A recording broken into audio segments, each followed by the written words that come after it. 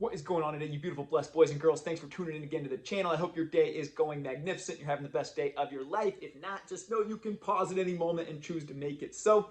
Today I got a special topic and I'm really excited to hop into this one. This is a really popular tweet thread that I see every day on Twitter. See a lot of other YouTube content around it, and that is, what advice would I tell my younger self? Hey, if I was 18 years old and I could go back and start again, what are the things I wish that I could start with now and have that knowledge moving forward? See this question asked often. I think a lot of people do it just to get that engagement. Hey, what would you tell yourself? What would you do? So I kind of started journaling on this topic a little bit ago, kind of looked at some other people's stuff, and I put together a top 5 list of things that I wish I could have gone back to tell my 18-year-old self. And these are things that I'll be teaching my kids definitely as we move forward. And then I also want to say, even if you're like me and, when I was middle 30s, 34, 35, I had not been living a life of self-improvement or anything like that. But you know what? There's an old proverb that says, the best time to plant a tree was yesterday. The second best time is right now. So no matter where you find yourself, what phase of life, I think all these principles can apply to you. You can make changes today and start to move that needle towards the best you. Big example of that, man, we got our boy over here, Colonel Sanders. He was in his late 50s before he started the Kentucky Fried Chicken, man. So, you're never too old to start new habits. You're never too old to start a new business. Conversely, you're never too young either. So wherever you're at in phase of life, I think you'll have some takeaways from today's video. So let's hop right in. Now, this was a huge one for me, and I think probably the biggest one that held me back for a very long time. That is caring what other people think. If I could go back and tell my 18-year-old self, it would be, you know what, don't worry about what all those friends think of you. Don't worry about the peer pressure and people telling you, you got to go to the parties, you got to do this, you got to buy the fancy stuff. You need to attract a small circle and a small tribe and just really care less what those outside voices think. I think it really held me back. In my early 20s, I saw a lot of success with poker. And, I had some very wise and some very smart people in the back of my head saying, you know what, Ty, buy assets, buy more farmland, invest, do some of these other things. And instead, I had this need or want, I guess, to be liked or to care what other people thought. And I listened to a lot of these other people, man, say, dude, buy a sports car. That'll be sick. All these guys, successful poker players, are going to nightclubs and dropping lots of money and all these things. And to be honest, that wasn't really me looking back. I'm a flip-flops, a tank top. Like, dude, if I'm going to go to a bar, I'm happy to go to dollar beer night with a few buddies. I'll have just as good a time there as some swanky, fancy nightclub where I can't even talk to people. But because I was hanging around with people who cared about image and who cared about status, I kind of got sucked into that. And so if I could really impart any kind of wisdom on any of, to my children or you out there, anybody listening, it's just to not care what other people think. So long as God loves me, so long as I love me, and then I'll throw my spouse in there too. I do care what she thinks. Inside these walls, anybody else just doesn't really matter. Number 2, and this is just massive. I think this is such a big takeaway. In the US right now, we're seeing approaching 70% obesity and overweight. Such a massive problem. And, we're not really taught anything. They're cutting funds to PE. Kids are sitting more and more now than ever, and then you get a job, you sit all day. Movement health is not really talked about. And the point number 2 that I want to make is that health is true wealth. If you talk to anybody at their last season of life, any one of these billionaires, and you ask them, would you trade your fortune back for health and time? Anyone would say yes. And so why do we continually sacrifice our health for other things, for money, for some of these other things, right? For social status, to go out and drink every weekend. And so, if I could impress anything upon you today, it's never too late. You can start small. You can start by walking, just changing one little thing in your diet. But without your health, you have nothing.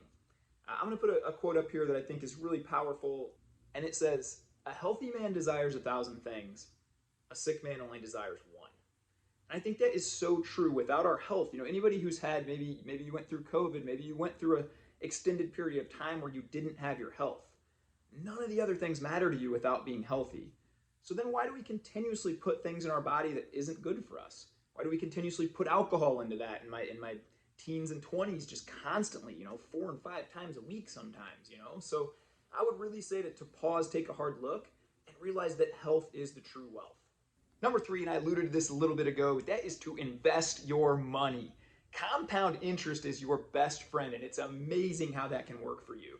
There's a chart that shows if you invest the same amount of money, we'll just say $1,000 a month, every single month from the time you're 20 until you're 30, and then you stop. and you never put another penny in again, and then you touch that, you take it out at retirement time at 62.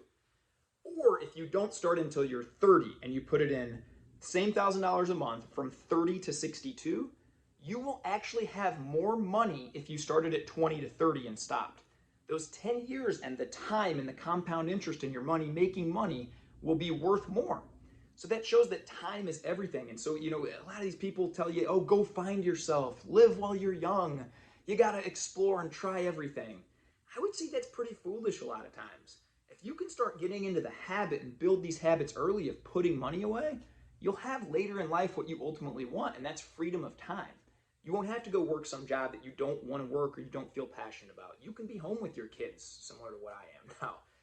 You can create any kind of life you want. It does take a little sacrifice, but I would say start to invest your money early. You can get in low-cost index funds that are just super easy. It's never been easier to learn about these things. There's a million channels on YouTube. If you want, give me a comment below. I'll point you to some of my friends that talk about these things every single day. And this is something that I think, even if you're, I got a nephew who's 14 years old, shout out to Charlie. He's already starting to put money away every single month. What that's going to do for him by the time he's my age at 38 or when he's getting older is just going to be massive with that compound interest. So it's never too early to start investing. Number 4, and this is massive, I think the right partner and who you choose to spend your life with is everything. I'm going to put a tweet up here from 7-7 that I put, and that's about attracting the right partner. For a long time, I went and chased girls, and me and my buddies would even allude to this on weekends. Hey, let's go chase some girls, We were going to go out drinking and chase girls. I think that is the complete wrong mindset, especially for men. I wouldn't call myself a man back then, more of a boy. But, I think when you shift that around and you say, you know what, I'm not going to go chase anybody. I'm going to build myself. I'm going to become smarter. I'm going to become stronger. I'm going to become better at all these things. I'm going to increase knowledge every day, increase wealth, all these things. And then I'm going to attract who I should attract. No decision will have a bigger impact on your life than who you choose to spend your life with. It's no secret that divorce will cost you 50% of your net worth, but it's not even that. It's more if you do have kids, and then the heartbreak, and just even more than financially what that'll cost.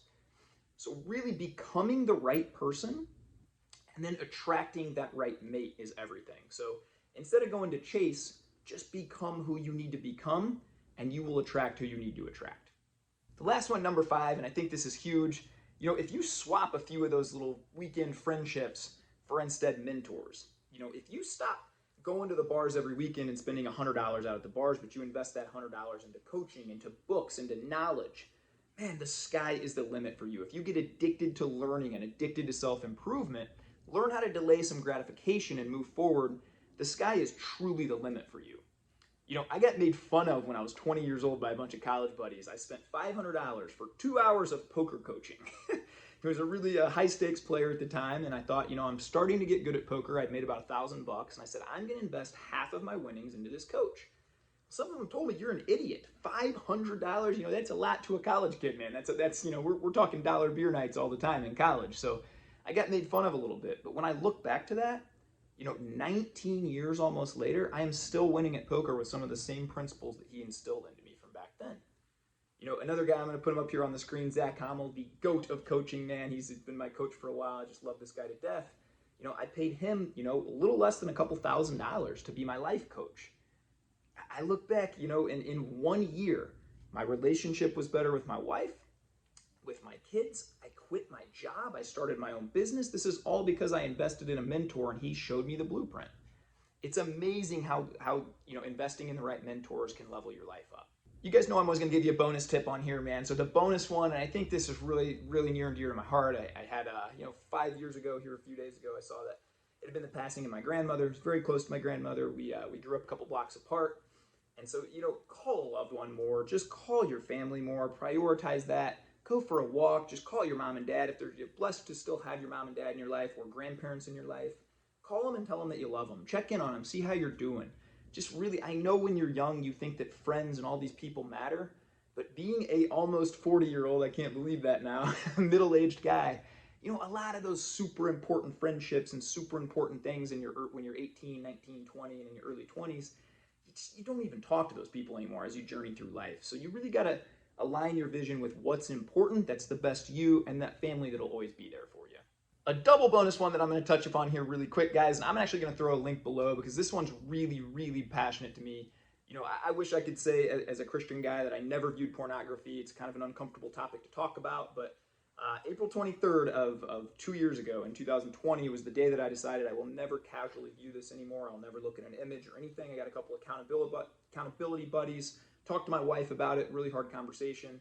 And that was the last day of my life. But nothing has leveled up my marriage, my life, the way that I view and respect women more.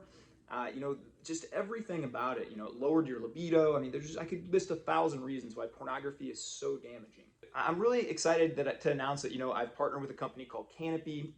You can click a link in the description below. They do a 30-day free trial, and it's $8 a month where you can actually set this thing up. If you have kids, this is an amazing thing too.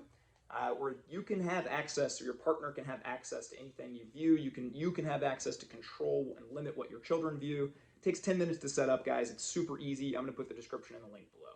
So that is my top list for things I would tell my 18-year-old self. I hope this has been somewhat helpful for you guys. And remember, don't beat yourself up, you know. I was 34 and a half years old, man, almost in my second divorce. Drinking 5-6 days a week, no boundaries, no goals, no ambitions, very depressed on anxiety medicine, all these things. And you know what? With one committed decision, that's all it took. I got on my knees one night and I said, you know what? I'm going to start to change my life. And little by little, I look back from 4.5 years ago and almost can't believe some of the things that I've got to do and where I've been. So don't beat yourself up if you're at a season of life where you say, it might be too late for me. It is never too late. You can always take that one step and just kind of pump the brakes and start back the other way. So I encourage you today to be kind to yourself, be kind to others, go bless up, let's change the world, baby. You have the greatest day of your life. Thanks for watching.